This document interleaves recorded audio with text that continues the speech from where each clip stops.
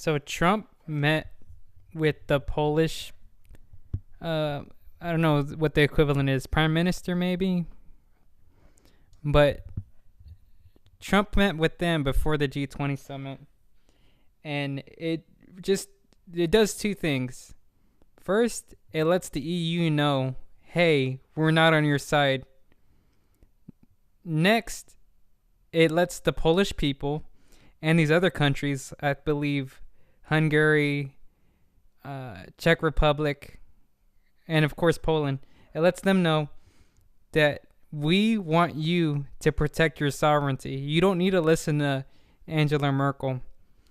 She wants to let in all these migrants, and for what reason? There's no benefit. What, they're gonna leech off of welfare for 10 years?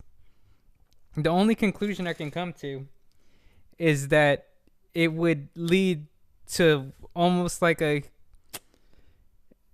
all these nations will have like a common language and a common people in the future.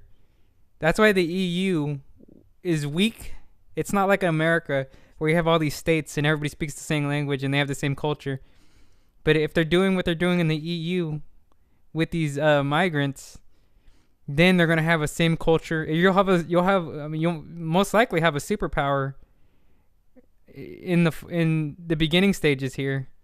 And so Poland, along with these other Eastern European nations, and maybe the UK, will have to defend themselves from foreign invaders. They remember this stuff. Angela Merkel should not be in her position of power. I don't know what the German people are doing, or the Swedish people for that matter. Sweden is gone for sure. But this is a good move. The Polish people, they know they can leave the EU, and whatever punishments they have, they're just gonna benefit from having relationships with the West, or the states. Excuse me. The Polish people are one of the people, or one of the nation states that actually spends their gross domestic product, 2% of it, on national security for NATO. They're not one of the lazy people. They should be our allies. There's nothing wrong with that. I don't know what other problems they have besides this, but maybe we can build a stronger relationship between these nations. What sucks is that Germany, along with France, I'm not 100% sure on France, we are going to lose them as allies in the future if they continue down this path, and strengthen our relationship with the Polish people, the Hungarians, I believe Slovakia and Czech Republic, and maybe even Russia if in the future things go well with Trump. He's doing a great job, by the way. These people don't have to trade with the EU. There's no benefit to being in the EU. I honestly don't know what it is. I don't. What was their goal here? To set up a superpower? That's the only thing I could think of. They don't even have control over their own nation.